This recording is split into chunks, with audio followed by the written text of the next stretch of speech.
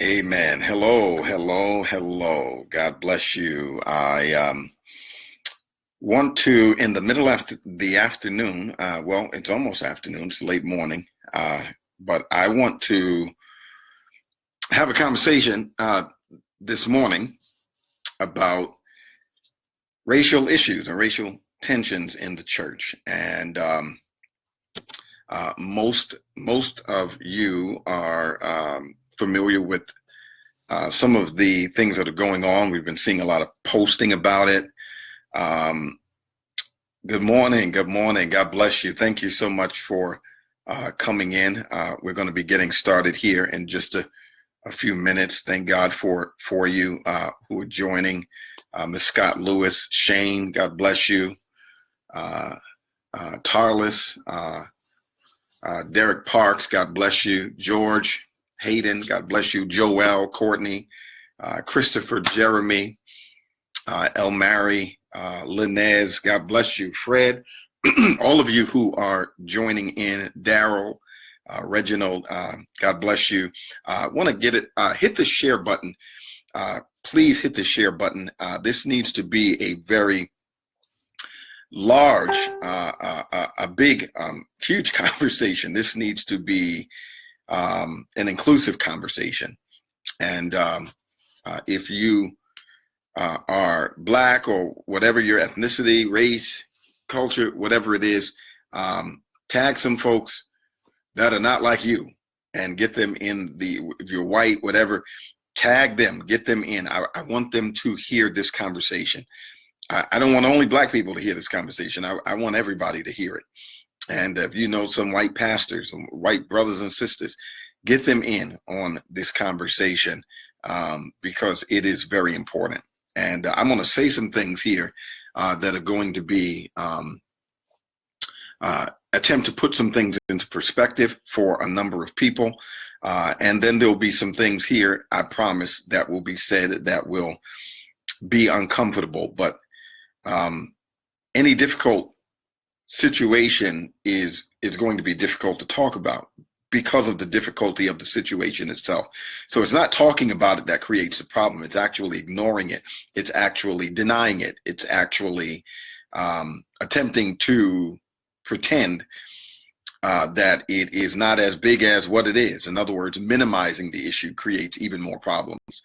We won't do that today. We're going to go head first at this conversation, and I am going to be as transparent and as honest as I possibly can be. I am going to say whatever needs to be said in love. Let me put this in. I'm sorry. There we go. I didn't have it in. I'm going to say whatever needs to be said in love, but I am going to say it. And I'm going to address a number of different things, all the way down to the discussion, the dialogue between Thabiti Anyabwile and Dr. James White. I'll talk a little bit about that, but I want to really talk. I'm going to talk about a lot of things, but all of it is connected. It is all related. And please hit that share button. Let's get this conversation over the top. We ought to have over, and I know a lot of people are at work, so forth and so on. There are different people who are doing things at the present, but hit that share button if you have not done so already. But so I want to go into it. I want to get started in this conversation. I've got a number of things that I want to cover. Bless you, Melissa. God bless you, Samuel, Michelle, my buddy Joel O'Neill from the UK. God bless you, Key Roby. I see you, man. God bless you. So I want to have a very difficult conversation about racial issues and racial tensions, particularly in the church. This is not a conversation about race in the larger context of America. Obviously, it has something to do with that, but my focus for this discussion is in the church. And so last week, the MLK 50 conference was held in Memphis, Tennessee, and it was not only a commemoration of his assassination, Dr. King's assassination, his death, but it was commemorating his life and what he stood for, and how Dr. King, how his life bore out the implications of the gospel, even in ways that his theology did not. And so this conversation is not about whether or not Dr. King was a Christian or not, but since people want to make that part of the conversation, I will say this, and I think this will be a good way to start the conversation off. We know what the gospel is, and I don't think most people are confused about what the gospel is. And when we talk about God's sovereignty, God's grace, God's wrath, when we talk about penal substitutionary atonement, we talk about the imputation of righteousness and justification, sanctification, all of these different aspects, atonement, we get it. I don't think the issue is who understands the gospel, who doesn't understand the gospel. But when we start getting down to the implications of the gospel, that is, how the gospel is worked out in the lives of those who profess to be Christians. There are three, and you've heard me say this before, and I'm going to say it again. There are really three implications of the gospel. One is what you believe about it theologically, and is Christ, God the Son incarnate? Did he die on the cross for our sins? What does that mean, and what does regeneration mean, and all that? So when we start talking about the gospel from a theological standpoint, we're dealing with orthodoxy, and it is important to believe right. It is important that we believe right about the gospel.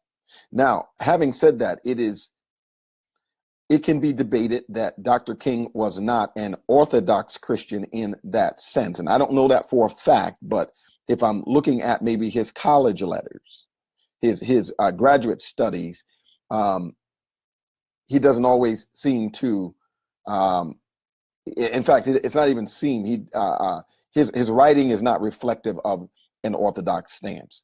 But that's just one part of the implications of the gospel. That's just the orthodoxy piece.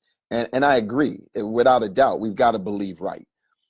I will not argue that point. But there are two other aspects of the gospel in terms of the outworkings of the gospel, the implications of it in the lives of those who are Christians. And you've heard me use these terms before. There's one word that means it is orthopathy. Pathos obviously has to do with your, it can be used to apply, it can be applied towards feeling, passion, suffering, so forth and so on. Another word for it is orthokatharsis. That has to do with how you feel towards others.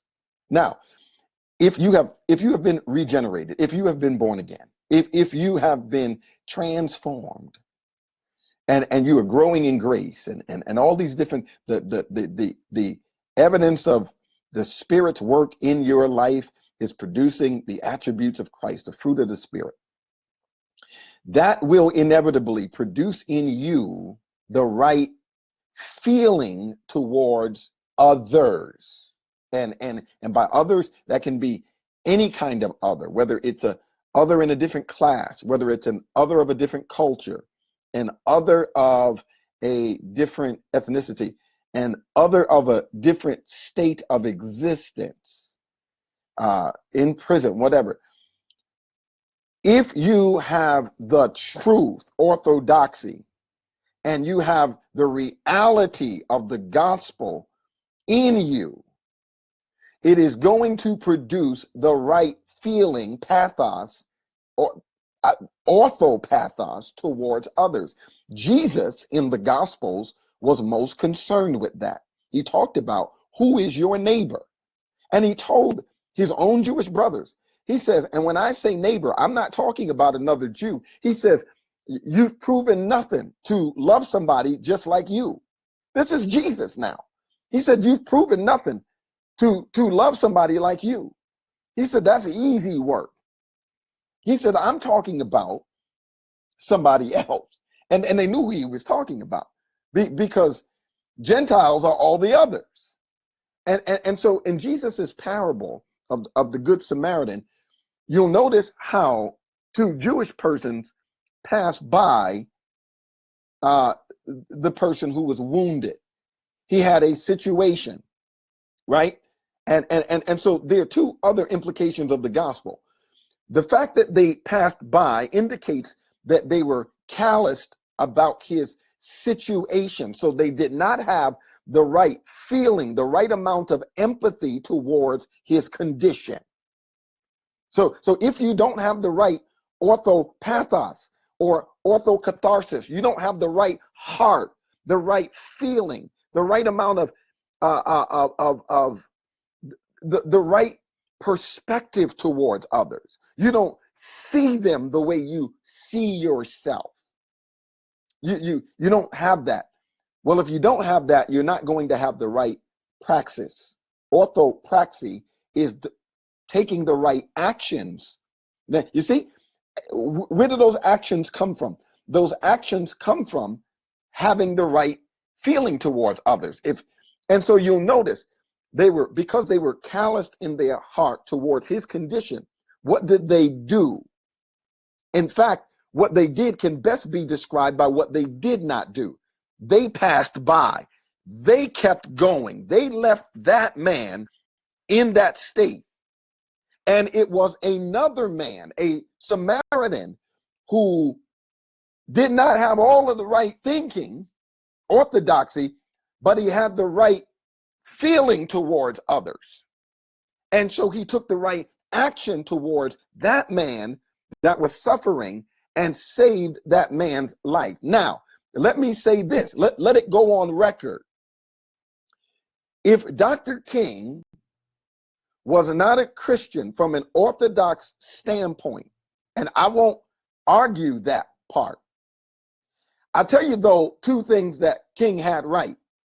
His life bore out the implications of the gospel in that he had the right pathos, the right feeling towards others, even people who hated him. And as a result, he took the right actions. So I will argue that 2/3 of the gospel's implications were evident and lived out in King's life, even though from an orthodox standpoint, he did not believe right. And I am not discounting believing right. But what I am saying is King got 2/3 of it right. Most of these evangelicals, many of them, only have 1/3 of it right, because all they're talking about is orthodoxy. And what I am arguing is if all you have is 1/3 of the gospel's implications right, and you are missing the right feeling, attitude, heart, and perspective of others, and as a result of that, you never take any of the right actions, the right empathetic actions towards those, then you can't possibly be a Christian, because orthodoxy alone does not constitute biblical Christianity, according to Jesus. According to Jesus. So you can't be a Christian if that's what you're thinking. If it's doctrine over ethics for you in everything, then it's not possible for you to be a Christian. Now, in Jesus's day, in terms of the various sects of Jews that existed in Jesus's day, because certainly they were not a monolithic group, and they had a lot of disagreement. Even the Pharisees were not monolithic. In fact, of all of the various Jewish groups that did the most debating, the Pharisees did the most debating among themselves, not even with other groups, but among themselves, because there were various schools of Pharisees.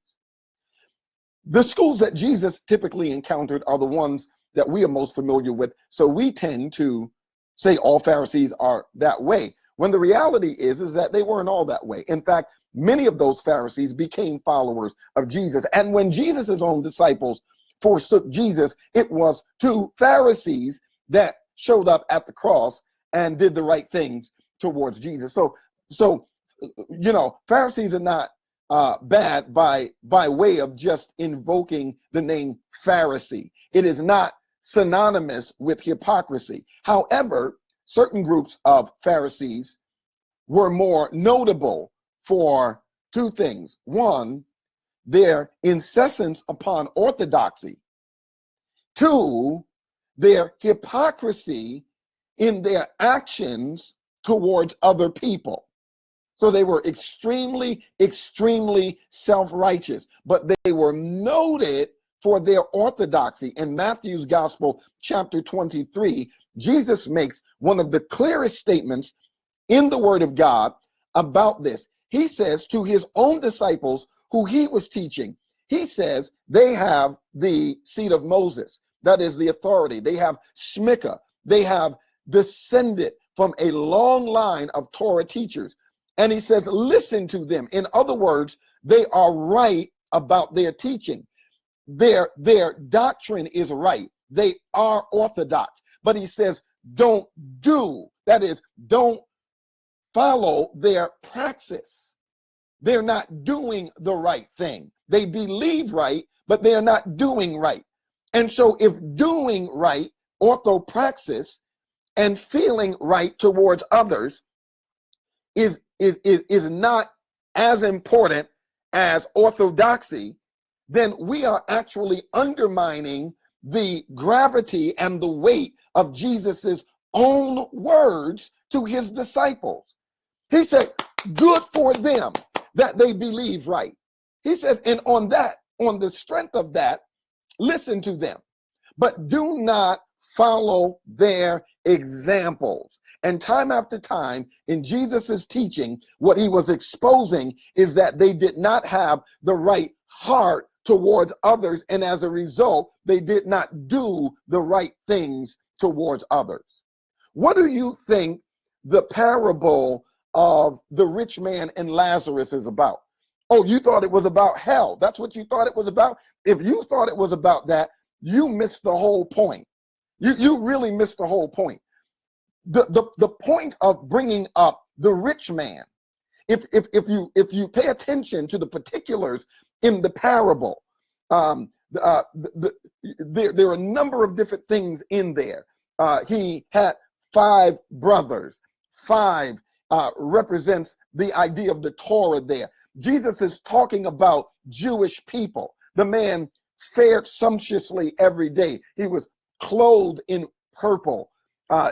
Jesus he's using the linguistics contextually of his day to identify a group of people that he's talking about. And you want to know what Jesus' concern with this story is that Lazarus, whether he's a real person or not, the implications of, or I should say, the evidence of the text leads me to believe that it is more parabolic, which doesn't make it any less true or real or impactful to me. But here's what people miss. Lazarus was a suffering man. He was outside of the gate, which says to me that Lazarus represents Gentiles. He was outside of the gate, trying to come near, and he was poor. He was beggarly. He had sores on his body. You want to know Jesus's problem with the rich man? It had nothing to do with his money. It had nothing to do with the fact that he fared sumptuously every day. It had nothing to do with equality or inequality in terms of the rich man should have, gave Lazarus some of his money to kind of bring him up to balance things out. It has nothing to do with the distribution of wealth or any of that. It had everything to do with the fact that the rich man was a hypocrite. He had no compassion in his heart for Lazarus's condition. The rich man's problem was the fact that he was socially indifferent. It did not matter to him that Lazarus was suffering. It only mattered to him of his state of existence, as long as things. And so Jesus creates a contrast in the parable, he fared sumptuously every day versus this man was hungry and this man. And the problem is not that there was this great contrast. The problem is this man is completely indifferent. This man doesn't even care about anybody else other than himself. And so in this conversation, it is not some two-sided thing and oh, we need to find middle ground. No, let me go on record and say white evangelicals and their dark-skinned counterparts who agree with them are wrong. They are on the wrong side of history and they are on the wrong side of scripture. They are wrong. James White is wrong. He is wrong. Yes. And all of those that agree with this, they come with this whole narrative about, oh, these brothers are being divisive. No, you are being divisive. There's no, oh, we got to bring the two. No. People who disagree with the people who deny institutionalized and systemic racism and injustices in America are wrong. And one of the reasons that they are wrong is because they don't care. They are just like the rich man in the parable. They are indifferent. And they hide behind ridiculous arguments like a racial lens, and I don't look through that. I don't see color. Well, number one, that undermines the aesthetic quality of God's creation, whereby he created variation. Can an Ethiopian change his skin and a leopard change his spots? Now, I know that has to do with nature, but the reality is that if we're looking at it from an ontological standpoint, the Ethiopian was created with dark skin and the leopard was created with spots. That is part of the aesthetic distinction and value and beauty of all God's creation. Yes, I am black, and the gospel does not dissolve my existential and ontological distinctions in this society. And attempting to erase that fact is part of the reason why you can't be empathetic to my distinct suffering, because it is not yours. So I'm going to get real here. I'm going to get real. I'm going to have a real conversation and say some very, very honest things that I want all believers to hear, especially my white brothers and sisters. I don't want you to do no talking. You don't need to do no talking. You just need to listen. Yes, you need to listen. Yes, I said it. You need to listen. You need to be in a listening posture. Okay? Here's some of the things that I want to say. Here's some of the reasons why racial reconciliation can't happen. It can happen, but here's some of the reasons why it can't. Number one, evangelicals who are white tend to, and when I say tend, I am not meaning every white Christian. I am not saying every white. I am speaking in generalizations. Now, let me say this before I make my point. Because something is generalized doesn't make it wrong. Now because in the West, we've been taught that stereotypes, which are generalizations, are wrong simply because they're generalizations, and that's wrong. Generalizations can be true. And generally speaking, whites don't see their expression and their way of living as cultural. They see it as the default standard. And so they tend to think of how they do church as the standard and everything else as cultural expressions. And when they think like that, what they miss is that what they are really constructing is a dominant and superior narrative that this is the standard, this is the normal way of doing things, and everything else is just cultural expressions. And so even when church is multi-ethnic, as in multiple ethnicities worshiping together, when that pastor is white, that church tends to be culturally white. That is, how they worship, how everything comes across comes out of a white culture of expression. Only they don't see it like that because they are conditioned to thinking this is just default. We're just going to be generic about it. We're just going to be basic about it. We're not going to get too cultural. Well, listen, bro, that is cultural. That's not a default standard. That's you standardizing your culture as the right way of doing it. And I want to tell you something, because whites insist on white standardization. To be a black Christian in America is to be so polarized and marginalized and psychologically affected that you just don't understand what it even means to be a black Christian in America. But I'm going to break it down for you in this video about what it means to be a black person in America. Now, I have a church home. I attend a church, but I absolutely refuse. Now, there'll be people who will say, oh, Richardson was being divisive. Hell with them.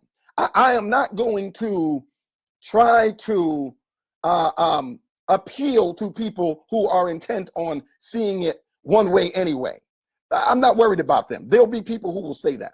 But I want you to hear where I'm coming from.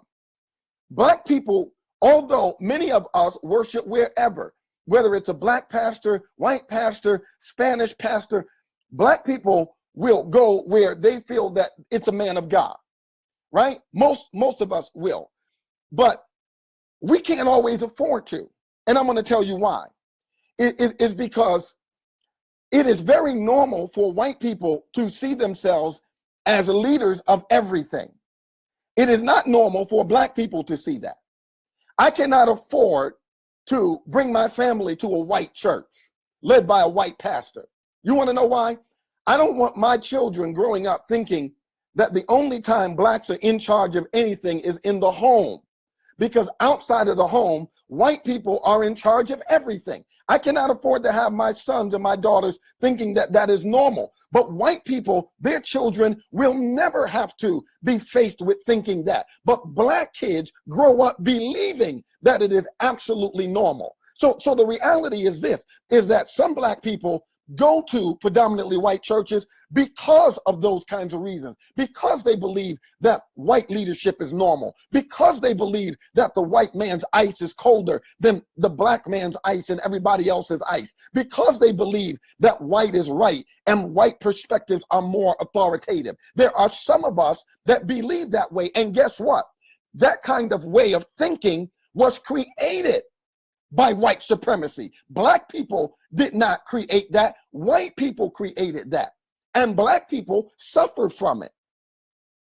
I spent half the week booting the dark-skinned whites. And when I say dark-skinned whites, I'm talking about those ultra upper conservative Negroes that don't think that they're black anymore because they've got some reformed theology. I spent half the week booting them off my page. I just can't even stand to hear them anymore.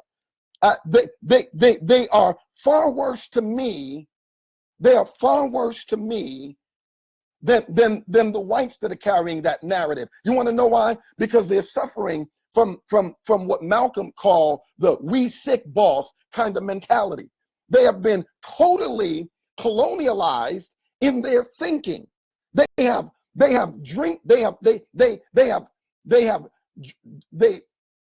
the right tense? They drank from the theologically imperialistic Kool-Aid to the point that they don't even know how to think apart from white narratives.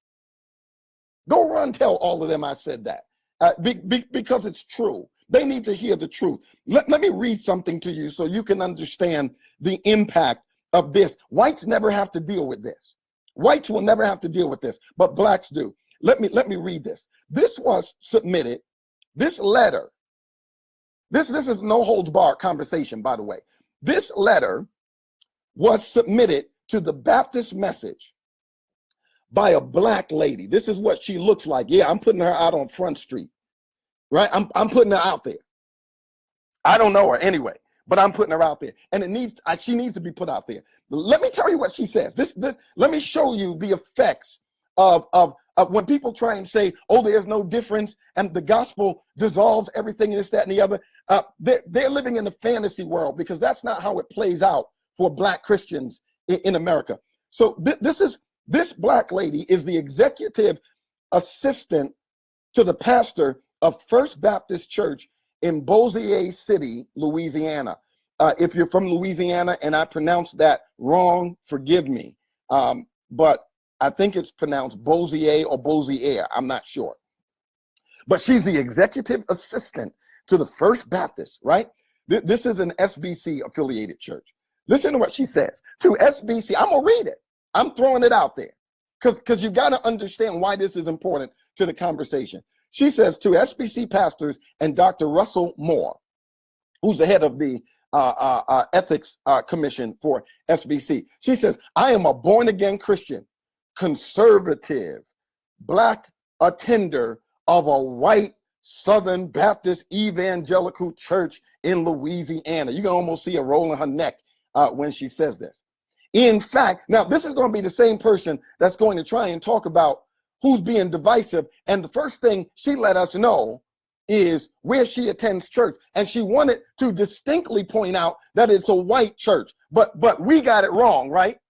These are those kind of house Negroes, the we sick boss kind of Negroes that don't understand that they have swallowed a theological, imperialistic, colonialistic Kool-Aid that causes them to hate who they are.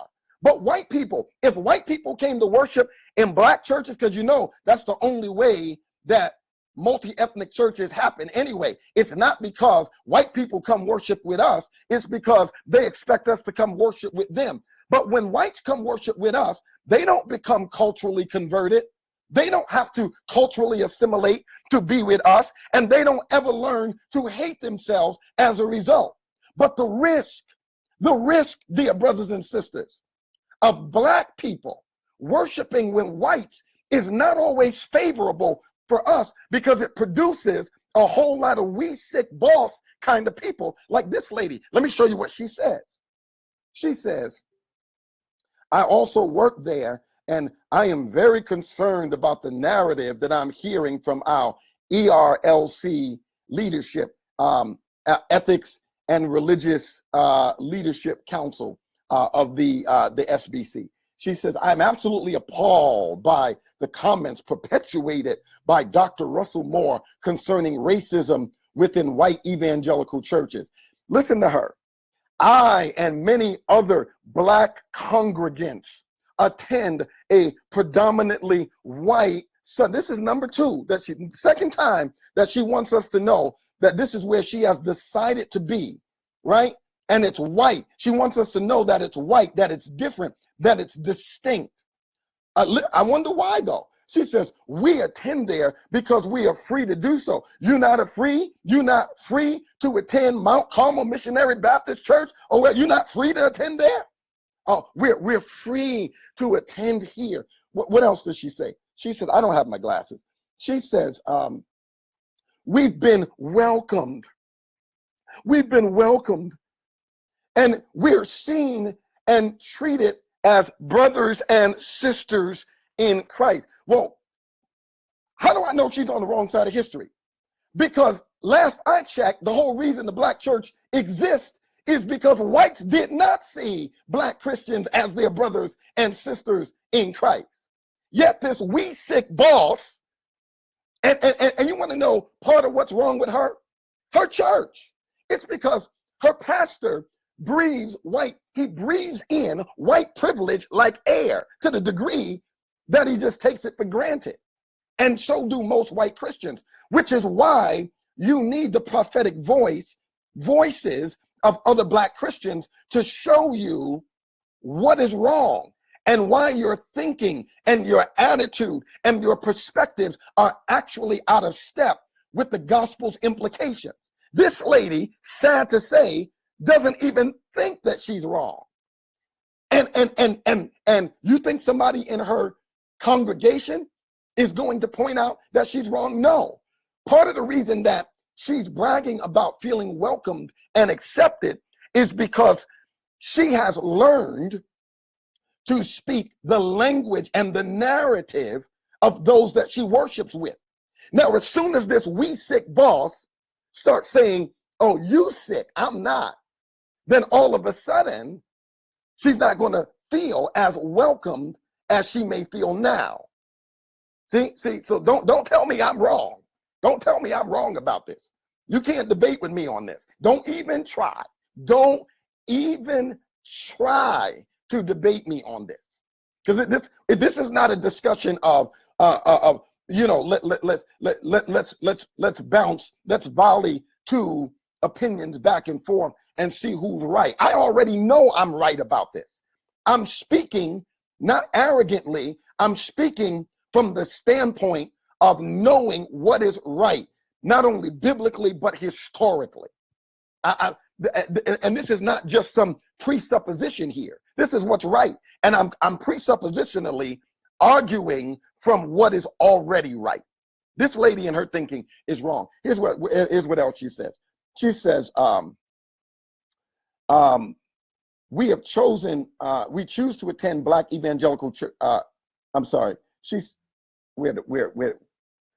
We've been welcomed and we're seen and treated as brothers and sisters in Christ. I truly believe that I could attend any white evangelical church and be welcomed. However, there are born again Black believers who choose to attend Black evangelical churches and worship within their culture, and they are free to do so.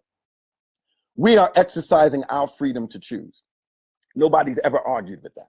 She says, we are not commodities to be bargained with or exploited or used to promote an agenda or boost quotas. White churches are not advocating racism, but Dr. Moore is. He is fueling racial tensions. I view his comments as divisive and antagonistic. His words do not promote unity. Please let it be known that Dr. Moore does not speak for me or other Black Christians who believe that great strides and fearless efforts have been made by many throughout the years to abolish racism, such as William Wilberforce and Martin Luther King Jr. Hang on 1 minute. It was Martin who said that 11 o'clock on Sunday morning is the most segregated hour. And then she's attempting to say, oh, we've made great strides. Oh, bless his name. And these people are attempting to undermine those great strides we've made. They're the enemy. They're wrong. They're the ones that are being divisive. Billy Graham and many others. It is a sad day when a leader such as Dr. Moore uses his position to wreak verbal havoc in our churches and assist in causing unrest in our society. Not Dr. Jeffers of First Baptist of Dallas. He ain't wreaking no havoc. He ain't creating no division. He ain't saying nothing wrong. But Dr. Moore is, and other people who talk like him are. She says, they're causing unrest in our society, and it's sadder if we continue to let him do so. This is not the first time he has verbally assaulted those who do not agree with him. During the presidential election, he did the same, and I am totally against anyone, especially a leader in our SBC, who sows discord among the brethren. This matter deeply concerns and disturbs me. A sister to all born again believers, signed, so forth and so on. Now, I'm going to tell you why that's utterly, detestably disgusting. I'm going to tell you exactly why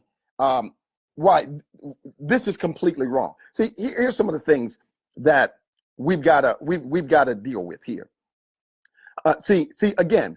Let me just put it out there like this. So I'm just going to put it out there. You want to know some of the issues with Black Christians, especially those who are among that group of Black Christians who are more reformed. I'm going to tell you a lot of what's happening. And here's what I see, and I've been seeing it for a couple of years now. So a lot of our Black brothers, they went to Reformed churches that were predominantly white, and they learned Reformed theology, right? And by the way, I agree with a lot of Reformed theology. So I'm not, that's not the argument here. But a lot of our brothers went to churches, some of them predominantly white, and they learned Reformed theology, and they learned Reformation history, and they learned systematic theology from a Reformed construct, right? And they started getting out, talking, all that stuff is really good. However, something happened when they started realizing that their white Reformed brothers had zero concerns for their ontological, social, existential realities in America. So some of these guys got so distraught. Now let me back up a minute. Let me back up a minute. Let me paint this story here so you can understand what's going. So here's what happened to a lot of our black brothers and sisters. They got into what some have called a cage stage. So they were so excited. They came out like these brothers who come out of jail when they get introduced to 5%ers or Nation of Islam or something. They get so happy that they're learning something that that's all they're talking about, right? So a lot of these brothers and sisters were in this particular cage stage, and here's what they learned to do. Now I'm showing you that white people don't ever have to worry about that, but this affects us. This affects us, and it wasn't created by us. It was actually created as a result of the dynamics of white evangelicalism. So the black brothers and sisters so happy to learn this Reformed theology, so forth and so on. It's election, predestination, this, that, and the other. I agree with that. I'm not here to debate any of that. But in the process of doing that, they started learning certain vocabularies and certain behaviors from these constructs and these circles, right? So everybody that they begin to promote now is a white preacher. Everybody. And again, I'm not denigrating the white preacher, and I'm not saying these white preachers are not good teachers. But all of a sudden, everybody that these brothers and sisters wanted you to listen to had to be Matt Chandler, had to be R.C. Sproul, had to be Piper, had to be MacArthur, had to be Dever, had to be DeYoung, had to be Chalice, had to be one of these guys, right? Had to be. Had to be one of these guys. And so that is not to say that these guys don't teach sound theology. But what blacks learn, again, here's where we get hurt. Because we end up valuing that and inadvertently supporting and buttressing the supremacist narrative. Because what we are really saying is that the only real sound preachers that there are, the ones that you need to learn from and learn to be like and learn to preach like, are the white ones. And so little by little, they started disparaging where they came from, and so the word solid became a code switching word. When you hear somebody say solid, is he solid? What they mean is, do they agree with the way our white brothers articulate orthodoxy? And so all of a sudden, black Reformed folks couldn't find no black solid churches and no black solid preachers nowhere, right? Nobody else was solid except for maybe Vody, except for however you pronounce his name, maybe him, because there's always got to be a token Negro somewhere. Don't tell me I'm wrong, because I'm not wrong. I know I'm not wrong about this. It may be uncomfortable for you to hear, but keep listening. So solid. You know what solid is? It's code for white standardization. So, and then little by little, black people like Sister Girl here learn to say, I just need something a little bit more multi-ethnic, a little bit more diverse. Why they got to be hollering when they preach all the time? You know what? All of a sudden, you just love top 40 Christian music, and gospel no longer has an appeal to you because they scream too much. They can't even sing a straight note. And what you learn to do is disparage who you are and where you came from and see white standardization as the norm. White people never have to deal with this. White Christians don't deal with this. Only blacks. So when we when we diversify your church, Reverend, First Baptist, Reverend, it comes at a price to us.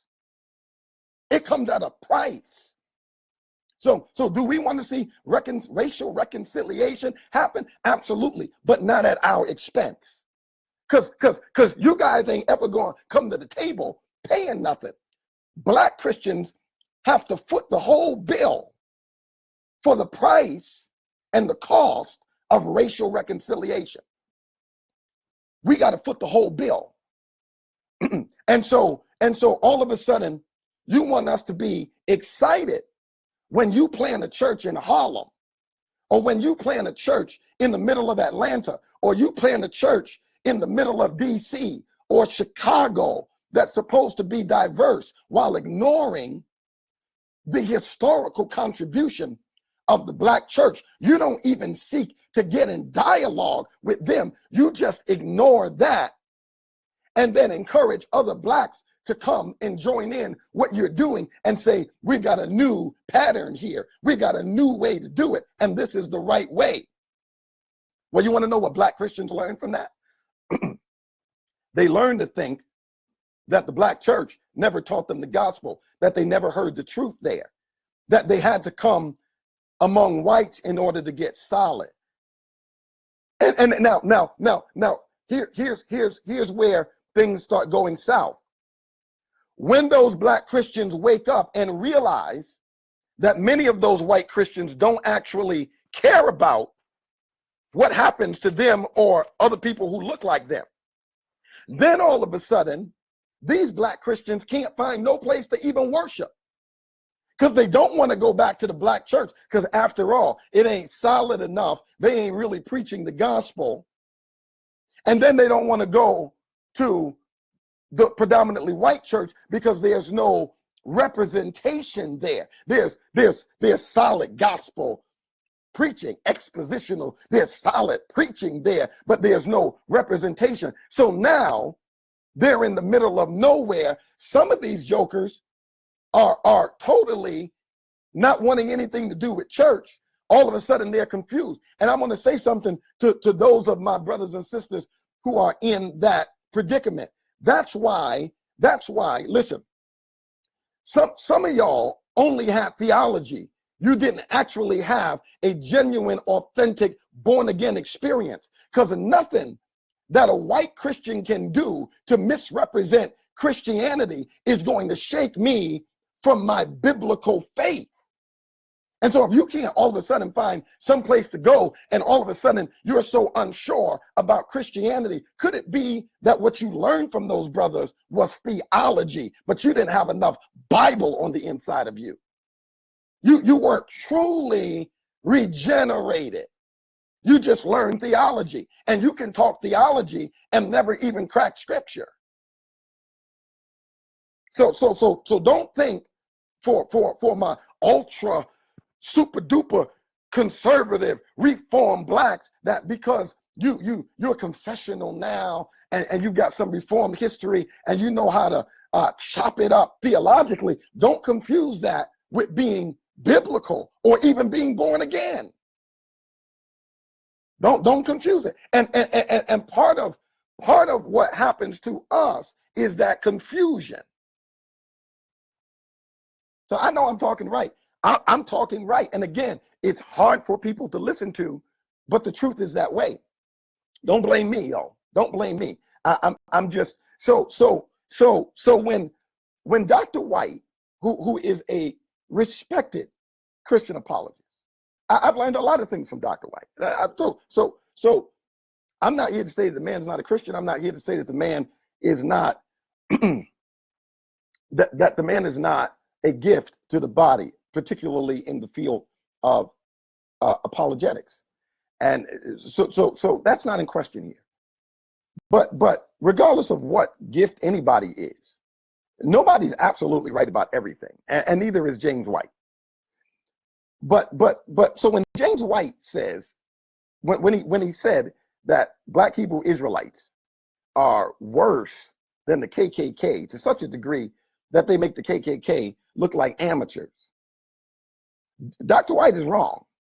And I don't care how many dividing line, how much dividing line commentary he does on it, how much he writes on it. He's wrong about that. And I can spend time talking about why he's wrong. He's already heard why he's wrong, but he's still a chatterbox. Why? Because, see, those are examples of exactly how white supremacy works among white Christians, is that they do believe intrinsically, many of them, that their way of thinking is the right way. And they will demonize any narrative that criticizes that by saying it's not gospel, it's out of step with the gospel, it's Marxism. They'll do anything. And what are they really trying to do? They're really trying to force any critique back in line with white thinking. And they won't stop until you agree with them. Well, I'm sorry, bro. You're wrong about that. Black Hebrew Israelites many of them may be hateful. They may practice ethnic superiority in their teaching and all that other stuff. But you can't even compare them to the average white person that lived in America from slavery through Reconstruction, through Jim Crow, civil rights. Or you can't even compare them, because Black Hebrew Israelites are not marginalizing, discriminating against white people. They're not excluding them from jobs, economic opportunities. They're not practicing redlining. They're not practicing predatory lending and all kinds of, there's a whole lot of things I can tell you that they're not doing to white people. They definitely ain't hanging them from trees and lynching them and all kinds of other stuff.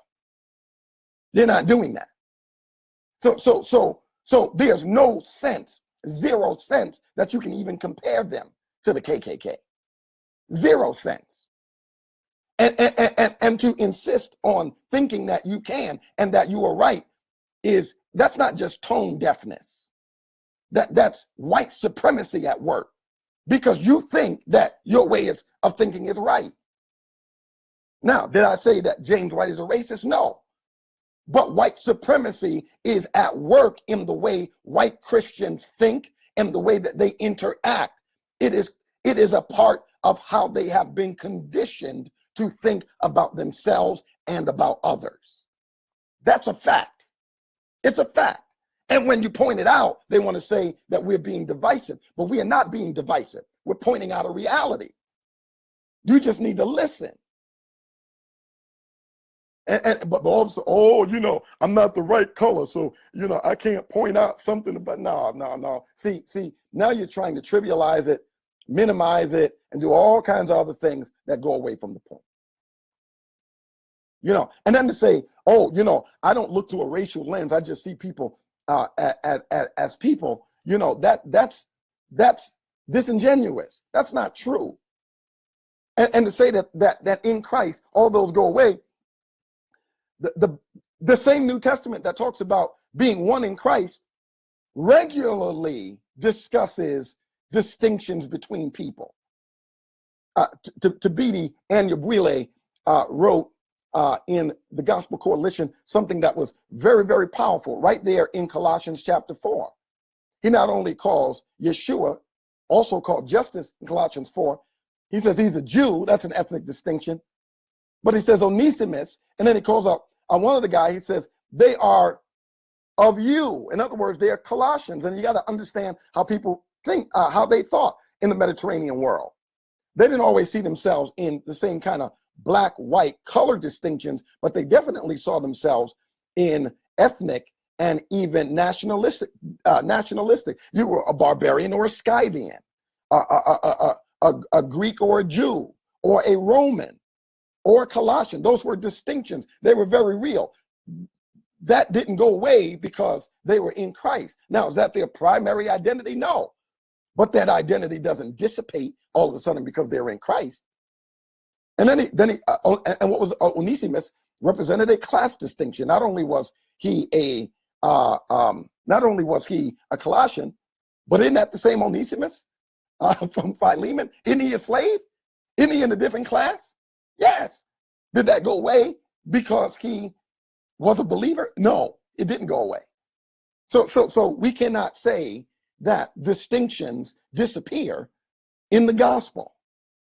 In fact, one of the most profound things that Tabidi says in this in that article, he says, you're not caring about people as God made them may result in you're not caring about how people are sometimes treated. So when you say you don't care, I don't care if they're white, I don't care if they're black, I don't care if they're brown. What ultimately results from that is an insensitivity to caring about what happens to them. And it doesn't happen to them because they are human. It happens to them because of their particular distinction. What happens to us doesn't happen to us simply because we're Christians. It happens to us because we are black. So when you say, I don't care that you're black, it also lends itself to your lack of empathy and insensitivity for caring what happens to blacks. 1 + 1 = 2. And guess what? I'm not going to have that conversation with whites or blacks who keep wanting me and others to explain that. Like, listen, if you're really that slow and you really don't get it, you got bigger problems than what I care to involve myself in helping. I don't have to teach you to understand something that you should already know is true. Your problem is your denial. Your problem is your indifference. Rich man and Lazarus, your problem is that you have been conditioned to thinking in dominant, supremacist kind of constructs of thinking. That's the problem. It's the problem. It really is. And it just needs to be said. It really does. So, this standardization, white people don't have to culturally assimilate when they come among us in worship. Well, black people, when we go among whites, there is, because again, they don't see what they do as culture. They just see it as the default standard.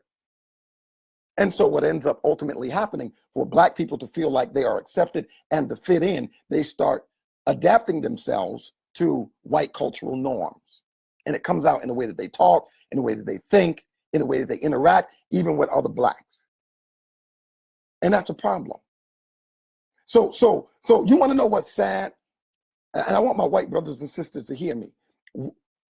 Black Christians like me, we have to end up fighting on two fronts. Because not only do we have to deal with all my white brothers and sisters don't think that way. But those who do, we not only have to deal with how you think, but then we got to turn around and deal with the with those who look like us but think like you. We got to then turn around, and they're always sitting in the cut somewhere, listening to every conversation, and then judging. From this purist, Pharisaic, self-righteous perch that they sit on. I'm just being honest. I got love for everybody, but I can't stand those we sick boss kind of Negroes. I don't even unfollow them. I unfriend them. When I do. When I notice that, I unfriend them because they're more problematic to me than anything. And they spend their time like this lady. She can't think of one white Christian leader that ever said anything wrong other than Russell Moore, because he happens to be empathetic with issues related to racism. So all of a sudden he's divisive, and other blacks who think like that. You see what I mean? Listen, that's problematic. These are the kinds of issues and tensions that are created in the church. And you want to know why it's there? Because not just because racism exists, but because all of the structures, all of the thinking that supports it continues to exist. And as long as you deny it, all you're really doing is hurting us further, because you're looking the other way, and your denial of it allows it to continue. You know, and you've learned to do these things. You've learned some even out of spite. Black Christians bring to the table that there are a number of injustices that happen. School to prison pipeline, prison industrial complex, all these other things. Racism in law enforcement. What do white Christians do? We're going to have a police day. We're going to raise the police flag. We're going to honor the police. Are black people trying to dishonor the police when we raise that? No. What we're saying is that historically, there is a culture and a systemic culture of racism in law enforcement that disproportionately exercises itself against black people in the most horrific and barbaric ways. Even shooting. I just saw a video of a white lady scrapping with a police officer. I'm talking about going straight blows and even prevailing at times against him. I'm talking about this lady was a straight threat. She was knuckling this police officer up. I mean, putting, as they say in Houston, those Fourth Ward bees on him. I mean, beating this dude down. A police officer. And at no time did he draw any weapon. Handcuffs, billy club, taser, gun, nothing. But black people are more dangerous with nothing in our hands. I saw another video the other week where some whites downtown somewhere outside of a pub, they're all drunk and all of them are fighting with the police. Nobody got arrested. Nobody got shot. But we bring that up and say, but look what happens to our people over here. Oh, blue lives matter. You know what you're really telling us? What you're really saying is black lives don't. And don't bring that in here. That's not the place for this. Now, I'm all with social justice when the narrative is about abortion and same-sex marriage kind of issues. Then we become justice crusaders. But as soon as the narrative becomes racial injustice, oh, social justice warriors, they're just Marxists. They don't have the right gospel. You're a hypocrite. Every last one of you who think like that are hypocrites of the worst kind. And you are out of step with the gospel. You're missing a whole 2/3 of it. You're a problem. And people who think like you, black or white, are the problem. You're the problem. James White, oh, white evangelicalism in his snarky way. What is that? What is a white evangelicalism? Like identification can't be group identification. Oh, that's just lumping everybody in the one group. Since when does everybody automatically get lumped in the one group just by mentioning something like white evangelicalism? That doesn't mean white evangelicalism is not every white evangelical. That's such a simplistic understanding that it completely misses the point. White evangelicalism doesn't mean whites who are evangelical. White evangelicalism is the ideology that comes from whites who are Christians. It is the practices, it is the praxis and the pedagogy of that has developed as a result of whites who are evangelical. It's what comes out of that. It is the culture that comes out of that. It is the politics that come out of that. It is the indifference and the insensitivity that comes out of that. That's what it is. What are you talking about? What is it? As though it has to actually be a person in order. That's just fantasy. White evangelicalism doesn't exist. Well, on that same logic, neither could Christianity, because Christianity is not an it. It doesn't breathe. It doesn't think. It's ideological. You don't have to be smart to know that. You don't have to be smart to know that. You just need to care enough to think beyond your imperialistic kind of construct that tells you that the way that you're thinking is always right and anything other than this is wrong.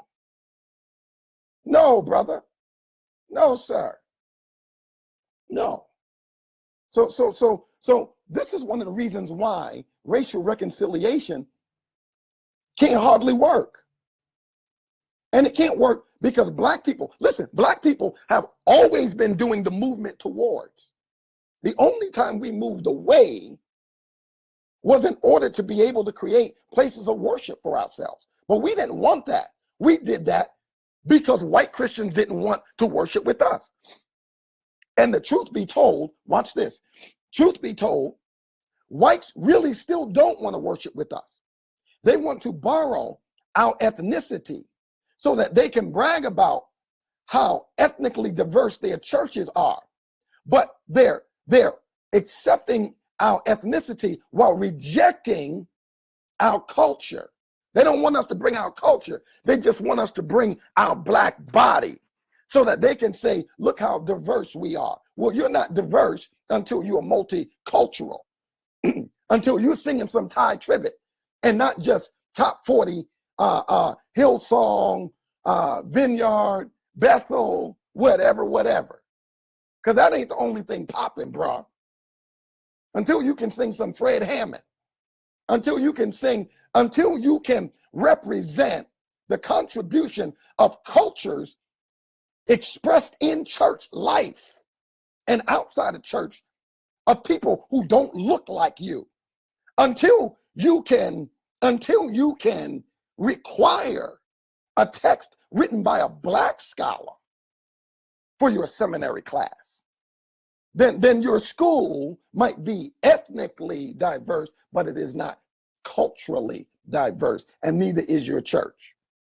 Because even when the blacks get up in the choir loft to sing, they start wanting to sound exactly like the dominant culture. See? So we're not against racial reconciliation. We're about reality. If racial reconciliation is going to happen, then there needs to not only be diversity in ethnicity and culture, but there needs to be equality in that. Why is white standardization? Why do we need white standardization? Why do we need that? No, nobody said anything for years and years and years about white Jesus.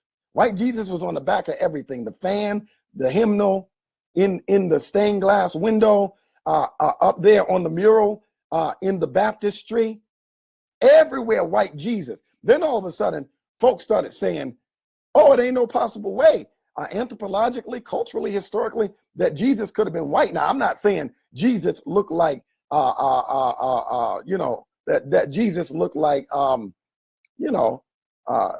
JoJo from Liberty City with gold teeth and dreads in his dreadlocks. I'm not saying Jesus looked like that, but I'm definitely saying Jesus was a man of color.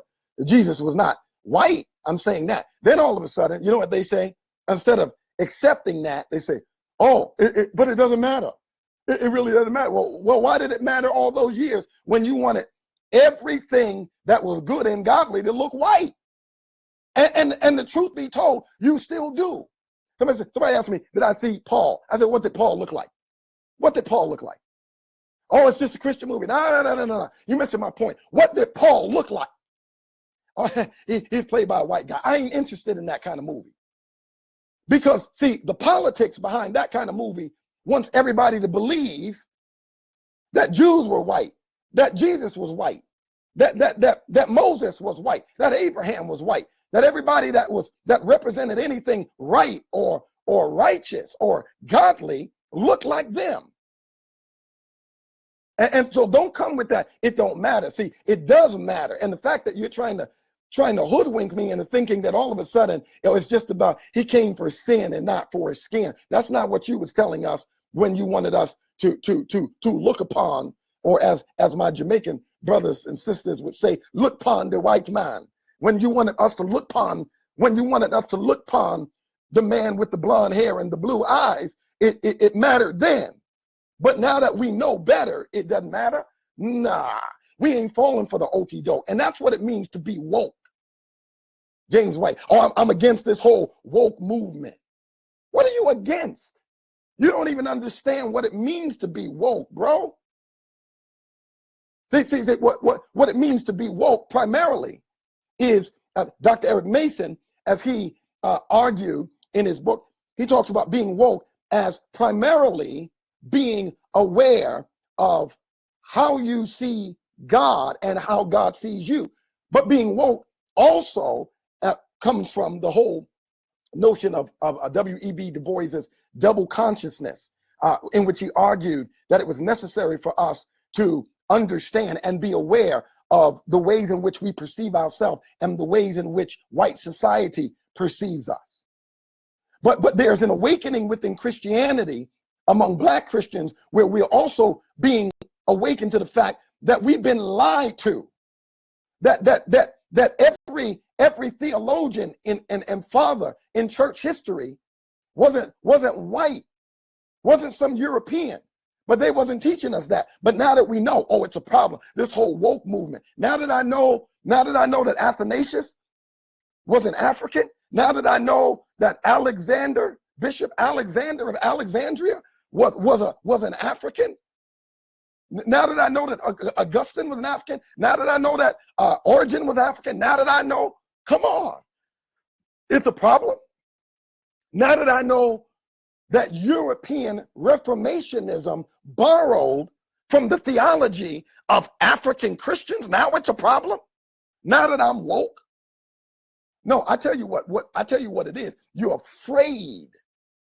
You're afraid that when Black Christians wake up, your theological imperialism then comes to an end. But what does that mean for somebody like me? Does that mean that I throw the gospel truth off? No. Does that mean that I no longer believe that Jesus is the one true God, Savior of all the world? No. Does that mean that all of a sudden the Bible is not the word of God? Absolutely not.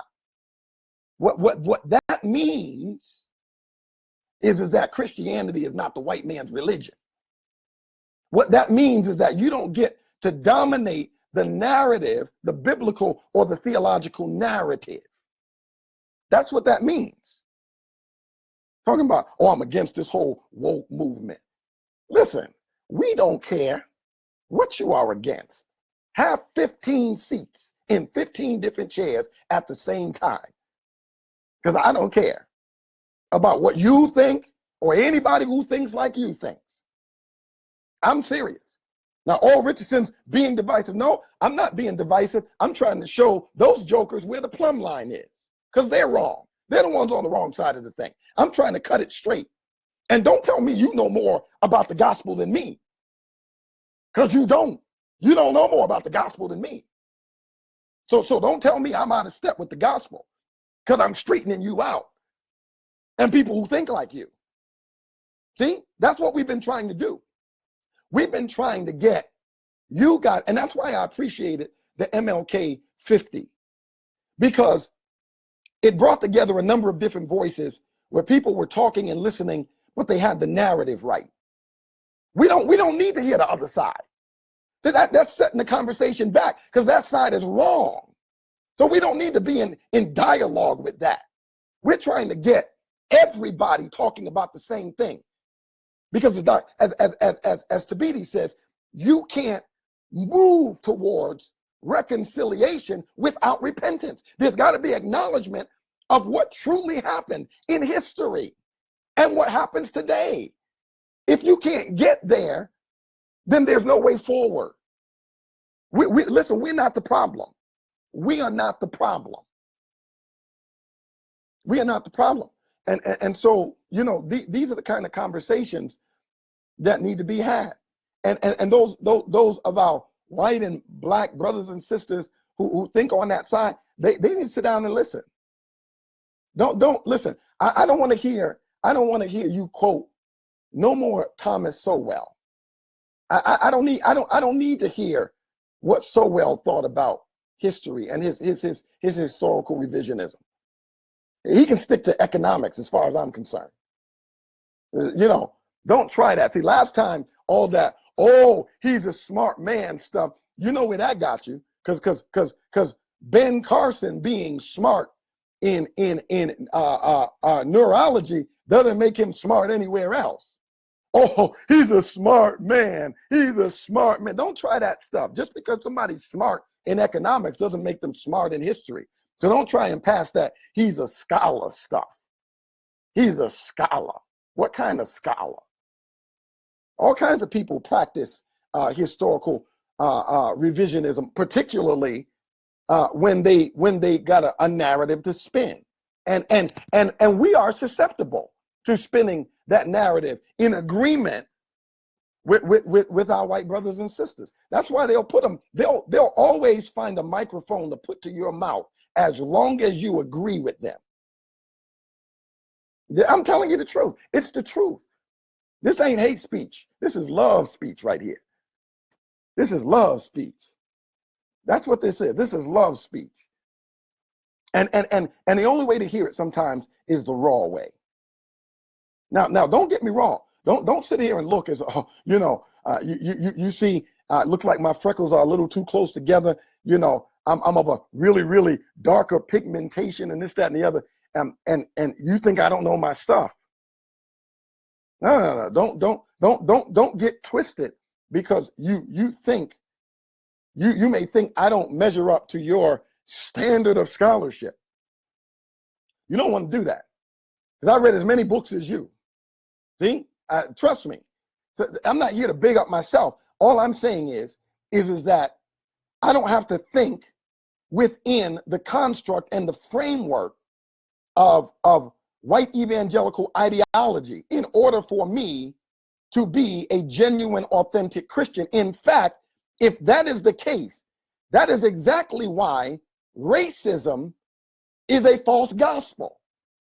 Because essentially, white brothers and sisters, by standardizing whiteness among black Christians, what you are essentially saying is you need Jesus and cultural assimilation in order to be accepted. See, sister girl from Boursier City, she doesn't have the right gospel because she thinks she needs Jesus and white standardization in order to be. Notice how she wanted us to know how my church is white and I'm accepted and this, that, and the other.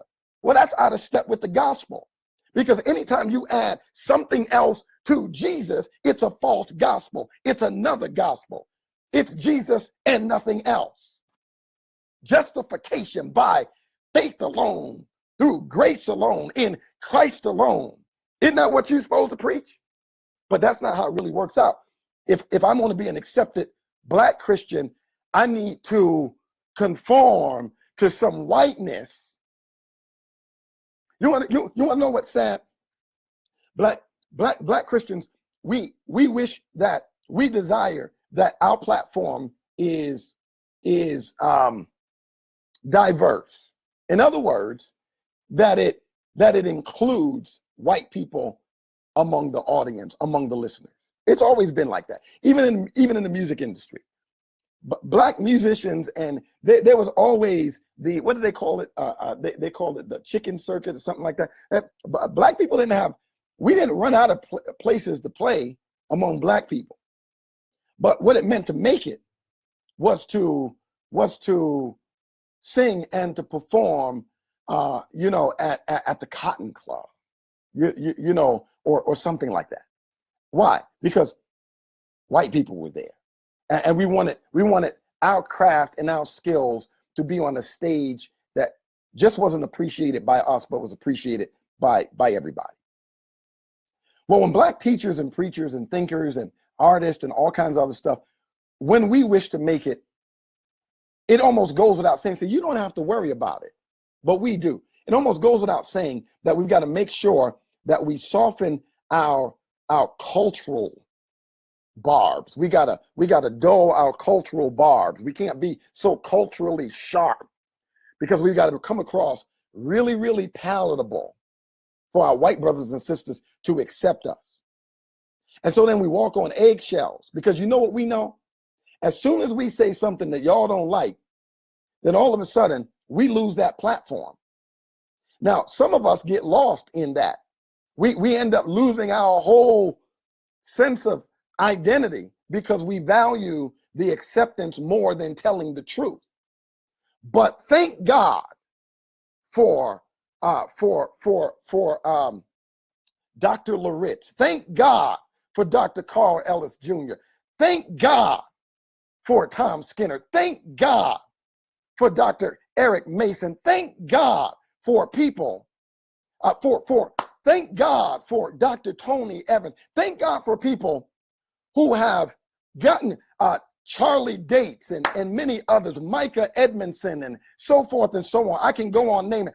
Thank God for these brothers who have gotten to those platforms, to Beatty and Yabuile, who have gotten to those platforms and they still tell the truth, even when they know that being censored among some of their white brothers is almost inevitable.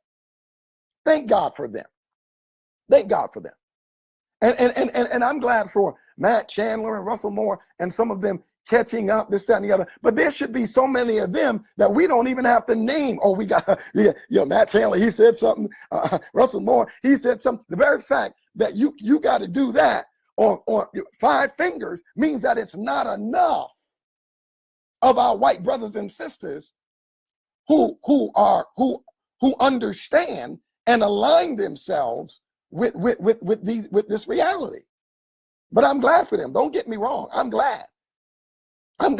But thank God for my brothers who when they get to that platform, they don't forget. And if you got something to say against those people, delete me expeditiously. Like, don't waste no time. Like, delete me now. Because those are my brothers and sisters. Those are my brothers and sisters. I didn't even name enough because there's a whole lot of names that I can drop. And thank God for their sacrifice, their courage, their ability to use their platforms in ways that promote racial unity and reconciliation in the body of Christ. Thank God for Jamar Tisby. I'm riding with him. I don't care what anybody says about him. I'm riding with him. He's not being divisive. He's just telling the truth. It's an inconvenient truth. It's an uncomfortable truth. But isn't that what cognitive dissonance is all about? Whenever the discomfort comes, the dissonance, let's remove it and replace it with that which was more comfortable. So no, we're not going to demonize people who are telling the truth because you don't want to hear it. We're not going to do that. That's what's not going to happen, as they say out in the street. What you're not going to do. That's what you're not going to do. So this conversation needs to be had, and it needs to be shared. It needs to be shared 1,000,000 times. It needs to be shared 1,000,000 times with everybody. This is not a conversation for Black people. This is a conversation for everybody that names the name of Christ. Black, white, brown, yellow, red, whatever your culture or your ethnicity is, this is for all of us. This is for all of us. So that's what I wanted to say. I'm not going to be doing Q&A and this, that, and the other, but I needed to go on this, call it a rant, call it whatever you want to call it, but I needed to say some things that needed to be said. So people can't take a platform away from me. So you see, I'm in a unique position. They can't take a platform away from me. Now, but what am I saying? Am I saying that the Chitlin circuit, there you go, not the chicken circuit, the Chitlin circuit. Thank you, Brother Adam Coleman, my brother from VA. Thank you. Appreciate it, man. But what am I saying? Now, everybody has got to do the right thing with the platforms that they have. And so, granted, whether my platform comparatively is not as big, but here's the thing. I'm using the platform that I do have. See, to much is given, much is required. So if you can't be faithful over the little things that you have, there's no expectation that you would ever be faithful when you are giving more. So you know what I'm doing? I'm demonstrating faithfulness to tell all of the truth on the platform that I do have. Now, will that go over in a popular way with some people? Well, That's just how it is. But the truth is the truth. What are we going to do? Someone say, oh, you said a whole lot. What are the solutions? What are the way forward? Well, the first way forward is to acknowledge this stuff. I liked what Tabidi said in both of his articles. He said, let's not act like, Dr. King had a heart attack or died of natural causes. He got killed, and he got killed as a result of white supremacy. He got killed as a result of the climate of white supremacy and white hatred towards blacks. That's why he got killed. And I'm not responsible for what my ancestors did. See, you're already missing the point. You're already missing the point. The same ideologies, the same feelings, the same attitudes, and the same kinds of actions still happen today. And why? You may not have committed the same exact acts as your ancestors, but you are perpetuating the same mindset, ideology, and as a result, the same systemic, institutionalized outcomes as your ancestors. And by denying it, you are only ensuring the perpetuity of this kind of thing. But you don't have to worry about it, because you don't ever have to worry about where your white son and daughter's hands are when they get pulled over by the police. But we do. You don't ever have to worry about what it's like to, if you're going to be accepted, if you come worship with blacks. You don't have to worry about that, because y'all just never do. And when you do, there's a few that might do it here and there. But by and large, what we continue to see is that black Christians are more willing to follow any kind of leader, black or white, than whites are willing to follow blacks. And as long as that is true, there's a reason for that. And the reason is white Christians, by and large, don't see black Christians as sharers equally in the Imago Dei. You do not see me the way you see you, which explains why you treat me differently. That's why. See, if I were white, you would have more confidence in my leadership. But I'm black. So the chances of you following my leadership is always going to be in the range of 1% to 2%, regardless of how big my congregation would ever be. That's the facts. But a white pastor never has to worry about that. Never. Never. It doesn't even cross his mind to think about those kind of things. White pastor never crosses your mind that when you pay JoJo $70,000, $80,000 to play bass guitar or keyboard at your church, that he went over there to feed his family, but you took talent from the black church that you never replaced. And you can't afford to pay him $70,000, $80,000 a year, and the average black church can't. Now, this man's got to make an economic decision. So he will come over there, and he doesn't mind that you're white either. But he's got a family to feed.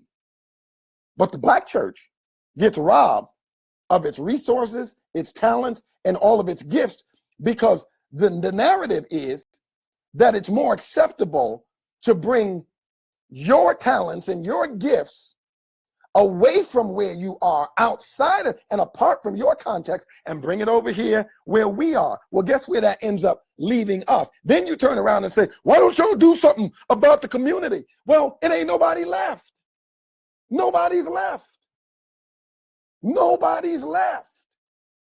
Because you've already marginalized and you even taught us to disparage and demonize the black church because we ain't solid enough. And by solid, which is code for, it ain't really aligning with white theological constructs. See, that's what happens. But you don't have to deal with that in your community. But we have to deal with that in our community. See? So this, the way forward is to start acknowledging this and start doing something about it. Black people have a realistic expectation that when we come to church, we expect to hear the word of God. Yes, we expect to hear the gospel. But we expect that preacher who we understand. Black people understand prophetic preaching more than whites do. They do. And I can prove it. Because black Christians expect their pastor to say about Stevie that got shot down at the bodega Saturday night. And Stevie's got some family in the church. Everybody knows Stevie, and he got killed Saturday night at the bodega. And so when people go to church Sunday morning, they want to hear the gospel. They want to hear the word of God, but they also want the pastor to be able to address their social realities and inform them about how the gospel should instruct them in their context. But when white people are going straight down the verse. They ain't saying because they're not doing prophetic preaching. Only talking about what the text says, but it's not relevant to. So the black person sitting up in church, hoping that the white pastor says something about Eric Gardner, he ain't gonna say nothing about Rice. He's not gonna say anything about Garner. He's not gonna say anything about Mike Brown. He's not gonna say. But when he finally does say something, he's gonna say Blue Lives Matter. And next Sunday is Law Enforcement Sunday. And so the black person sitting there like, he don't even care. He don't even care about what's happening to us. Okay, the black Christian has that Ice Cube moment. Either they don't know, or they don't show, or they don't care about what happens in the hood. They have that moment. And I'm going to tell you, when black Christians have that moment, sometimes they end up leaving the church altogether. White people don't have to worry about having those kind of moments because they're not being pulled apart between whiteness and Christianity. In fact, they define their Christianity by their whiteness, then turn around and say they're not. I don't look through a racial lens. Man, if you only knew. See? But black people get pulled. You know, and then we still stay faithful. We still stay faithful to the cross. Still stay faithful to the gospel. But some of us end up in that pull getting so disillusioned because they picked up theology. And you see what I mean? They learn to talk like them. But in the process, some of them were not having any real true spiritual formation, no real true transformation of the heart. There was no real spiritual maturity and development going on biblically. So some of us, when we feel that, and then we get tired of that, but we don't want to go back over here because it's just too black, too cultural for us. Why they got to have the ham and B3 every time they're talking? Why can't they do it like MacArthur? You know why? Because MacArthur ain't from Africa. That's why. And we've learned to tell our stories in narrative and very colorful ways while still preaching the truth. I don't have to sound like MacArthur in order to be legit. See what I'm saying? Who said MacArthur's doing it right? Now, am I saying he's doing it wrong? No. I'm saying stop going over there and getting culturally assimilated. And then when you see me out in the street and others like me, you want us to believe that, see, that's what's wrong with y'all. Y'all up there in that old black church. They ain't solid enough. They don't have the gospel enough. All that gospel, they just, it ain't enough gospel in their lyrics. See, we singing 16th century hymns over where we are. We done skinny down on emotion. We ain't even emotional no more. That's the way to be. Well, you know what? The Puritans were very, very stoic in their emotions, but I'm sorry. I feel sorry for them that they didn't have the gift of more emotion. Because guess what? We get happy about what we hear. We get happy about what we sing about. We get happy about what we preach about. And so all of a sudden that you're in the white man's ice is colder than the black man's ice church, then all of a sudden, if blacks are not conforming to those kinds of expressions, then it ain't right. See, white Christians don't have to deal with that, but black Christians do. And you know what created that? White supremacist ideology that is inherent and inextricably woven into the fabric of white evangelical theology. And so black people, we got to be skillful in separating what's biblical about theology from the white cultural imperialism that's all up in it. And you know, that whole eat the fish, spit out the bone kind of thing. You can't always do that with poison. You got poison in the Kool-Aid. How am I going to extract the poison from the Kool-Aid? It's all poison now. You see, and so we got these kind of choices to make, and these dilemmas that are the result of what it means to be existentially black and Christian in America. And then to be insulted by somebody saying we're making it up, we're being divisive, or you know, we're always trying to keep the narrative about everything ain't about race. So now you want me to foot the bill for that too.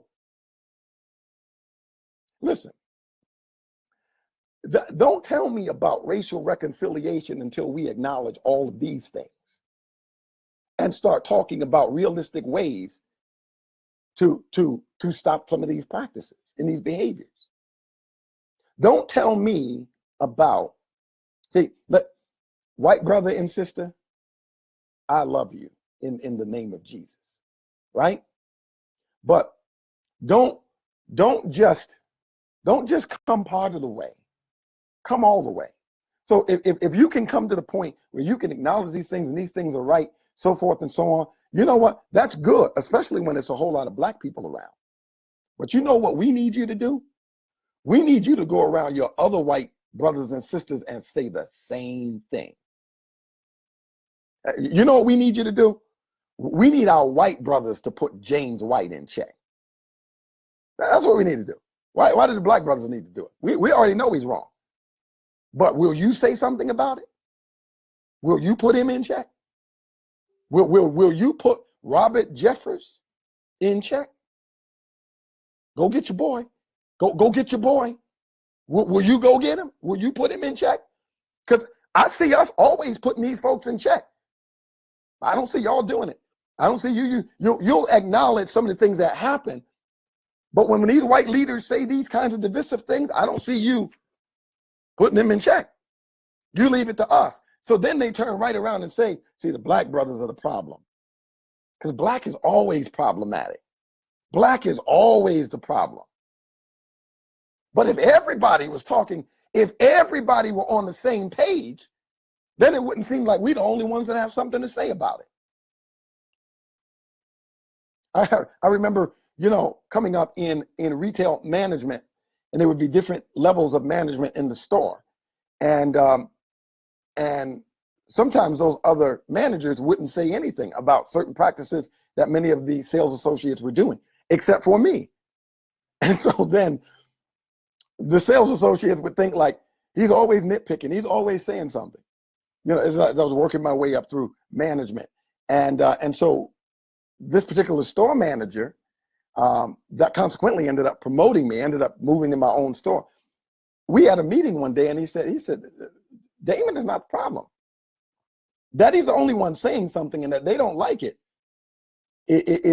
That's not the problem. The problem is that nobody but him is coaching. Nobody but him is saying something. But so you throw us under the bus and you hang us out to dry when you leave us to be the only people saying something about it. But guess what? It wouldn't be open season on Damon if every manager were doing the same coaching and saying the same thing. Then it wouldn't be he's the problem. It would be, we need to do the right thing. We need to get in line. See, that's what we need you to do. I wasn't at MLK 50. And I know everybody had a limited amount of time, but I would have condensed some of this stuff. And this is what I would have said had I been there. And I'm glad for the brothers and sisters who were there, who were listening, who get it, who understand. But But guess what? We're getting tired of having this conversation, trying to get everybody to just understand basic things that they should already understand. You know, we're already trying to do apologetics to equip believers to be able to have solid biblical historical arguments as they converse with people of various religious and ideological persuasions. We're trying to help them be equipped, 1 Peter 3:15. But then when we turn around and we've got to do intercontextual apologetics, that is, we've got to do apologetics within the church. We've got to explain to people in the church why a certain kind of thinking is wrong. Well, that's fighting on two fronts. You don't think we get tired? I can't just look this way. I got to be looking behind my back too, because there's somebody in my camp.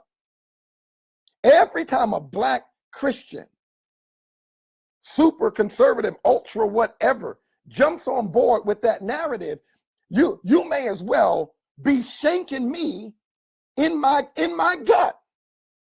You may as well, you are as dangerous to me as the man in the prison yard with the shank. Because you're hurting us. We need unity, not division. And folks who are saying what I'm saying, we didn't create a division. We're the ones talking about that the division is there, why the division is there, why the division will continue to be there unless certain things are done. But then to look at us and say we caused that, are you out of your John Brown, John Crow mind? That's insane. That is insane. Don't share. I don't want to hear what James White has to say about nothing else until James White can kneel at the foot of the cross and acknowledge that his thinking is not superior to Scripture and that his attitude has been completely wrong and that he has been complicit to the same kind of thinking and attitudes that are holding up and buttressing white supremacist systemic thinking in the church, then I don't want to hear his comeback at Tabidi. I'm not interested in what anybody has to say from the other side. Their voices are muted. I don't care what they have to say. See, they need to come straight down the plumb line. That's where we are. We don't, there's no middle ground somewhere. The plumb line is that line. When you have the truth, you don't give up ground for that. You stand ground. So we don't need to move in that direction for unity to happen. See, for two people to come together, they don't both have to move towards each other. Sometimes it's only necessary for one to move towards the other.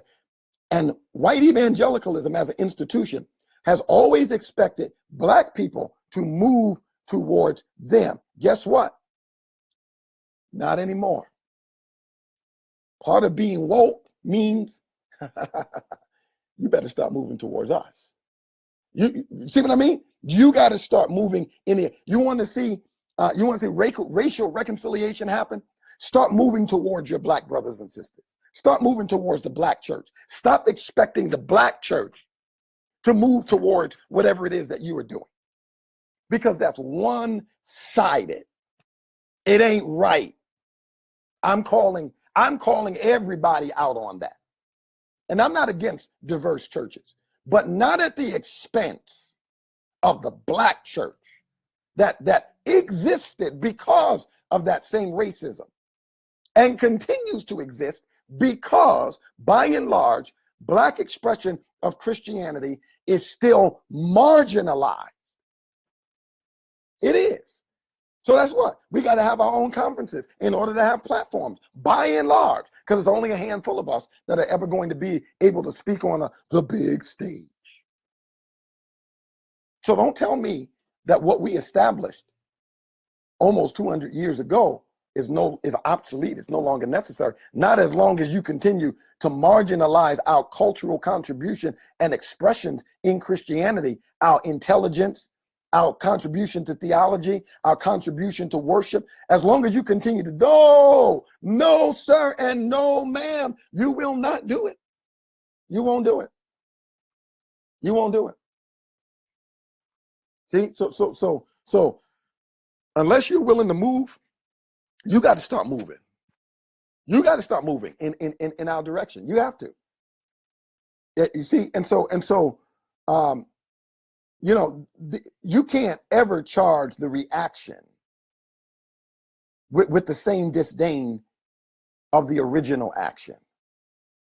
And when white supremacy, when it is expressed through evangelicalism, it turns around and it wants to blame Black people for our state of existence and for our marginalization.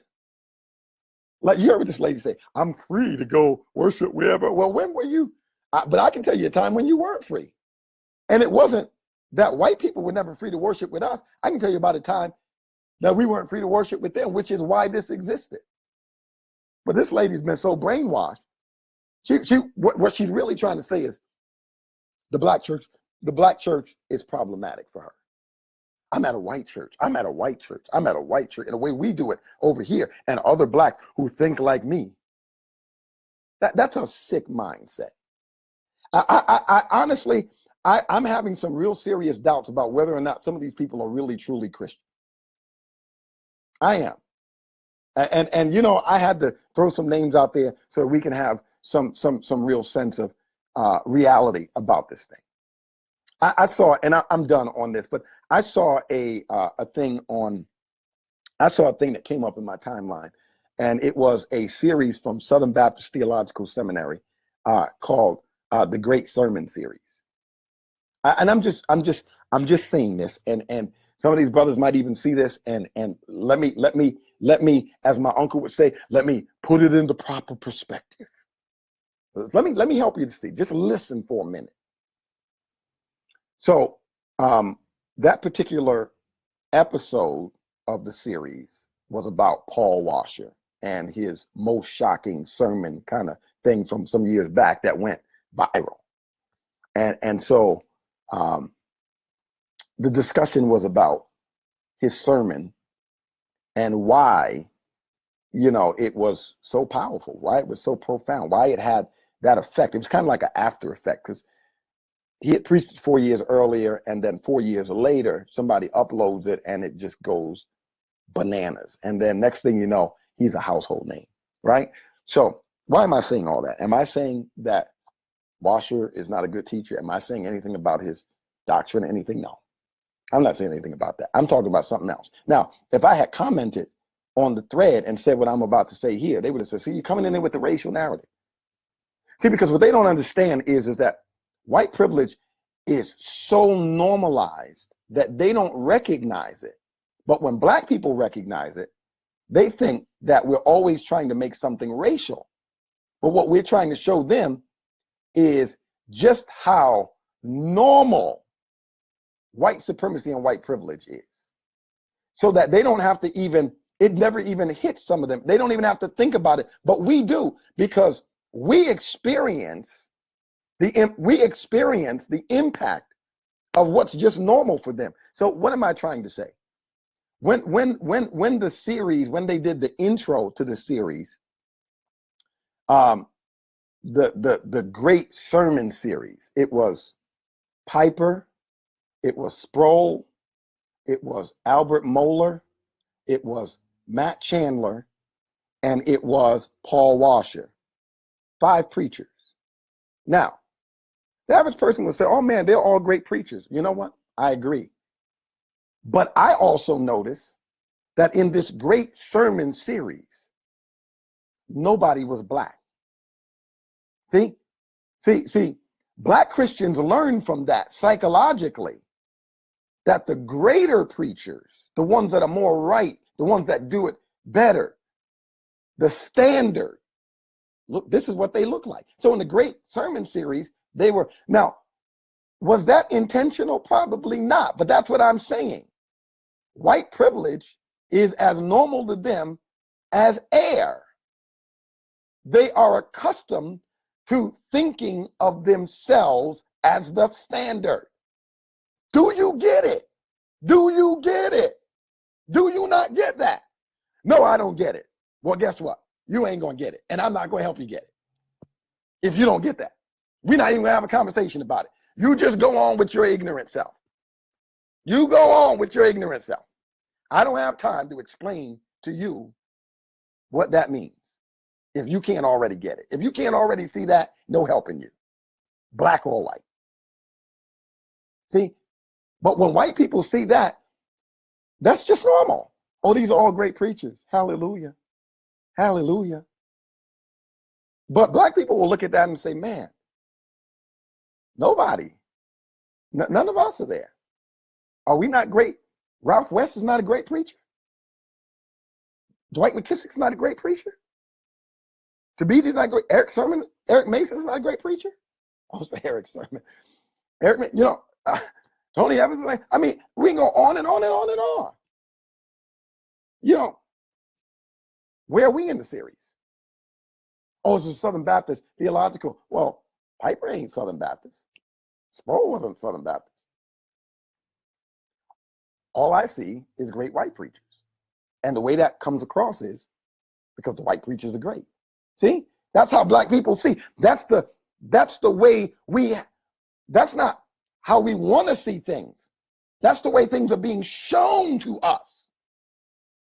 So when you try to tell me that I'm creating a racial lens, you then fell down 10 flights of stairs and hit your head at the bottom.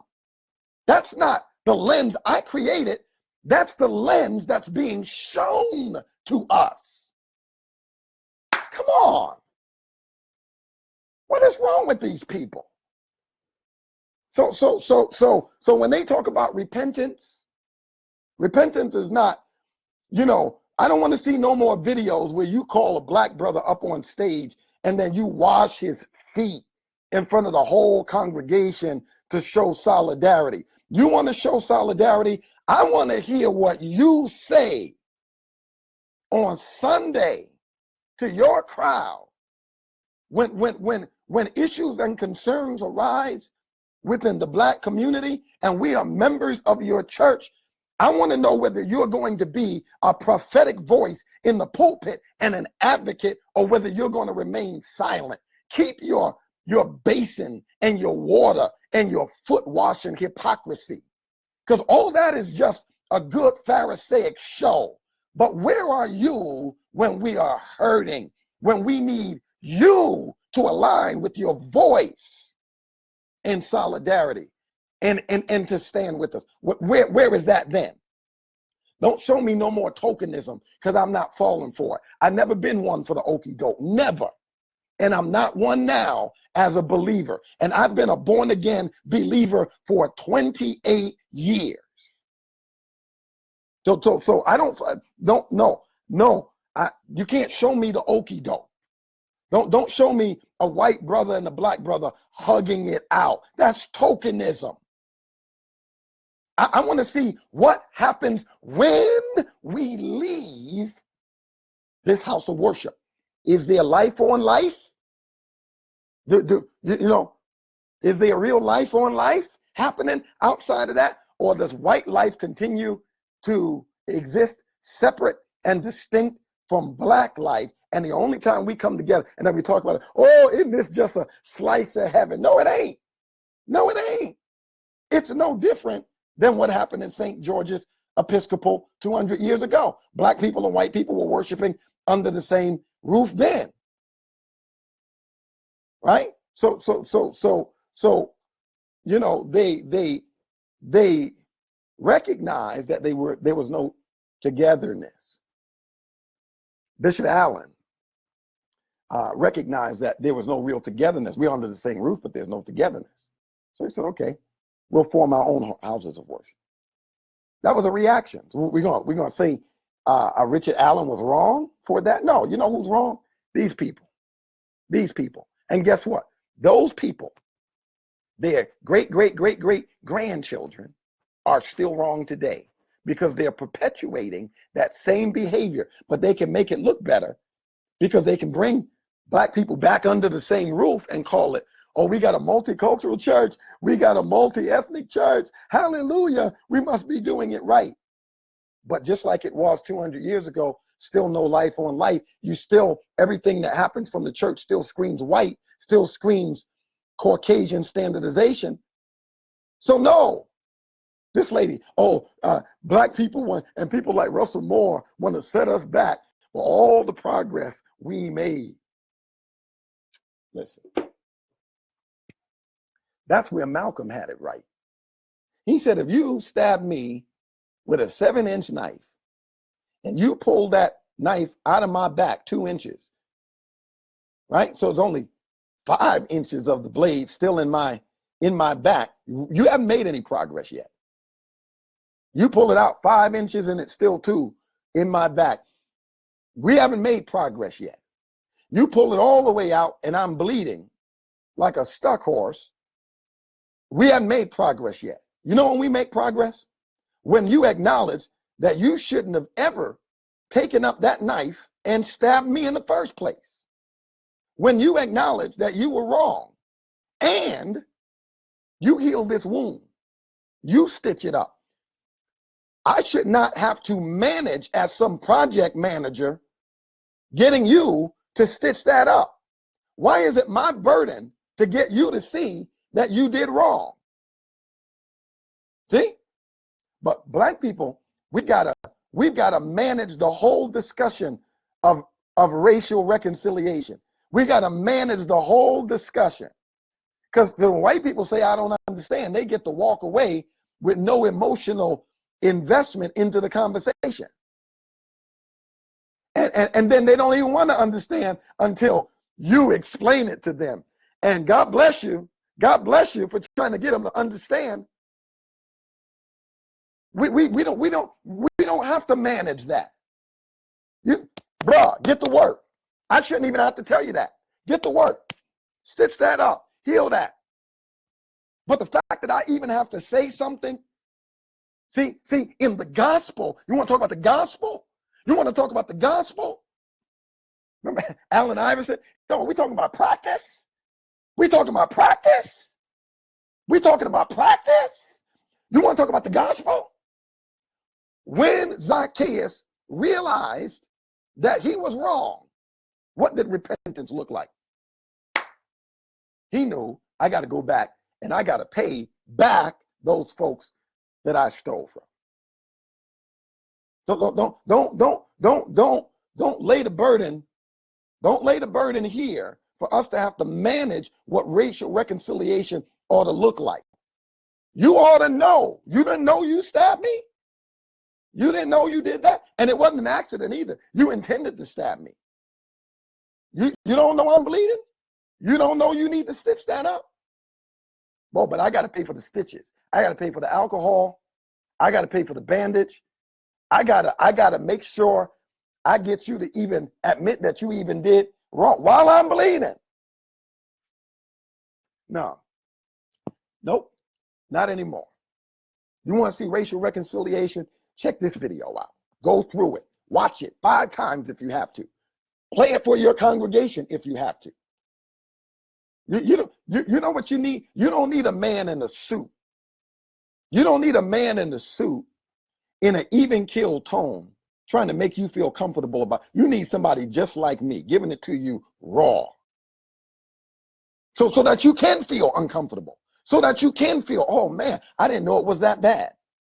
That this video really needs to be shown to all Christians, especially white Christians, all over America. They need to see what an everyday Black Christian in America, what we feel like, what we observe, what we experience.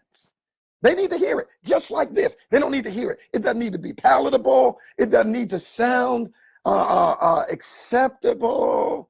And he's not coming across. He's just a little bit too aggressive. A little bit too aggressive. None of that has anything to do with the accuracy and the truthfulness of anything that I said. None of it. None of it. It has nothing to do with it. So I hope that everybody shares this video. I know it was long. I hope everybody shares this video so that other people can watch it, so other people can hear the truth laid out, no holds barred, the way it needs to be said. And I'm not saying nobody else has said it and laid it out like that before. God knows I'm standing on the shoulders of many men and women who have been playing this note on their trumpet for a lot of years. I've just come down the tradition, the line of that tradition of the Sam Proctors and the Martin Kings and you know, I've come down that line there. So I'm not new. This what I'm saying here is not new. This is not some new woke movement. We've been saying this. We've been saying this. You just haven't been listening.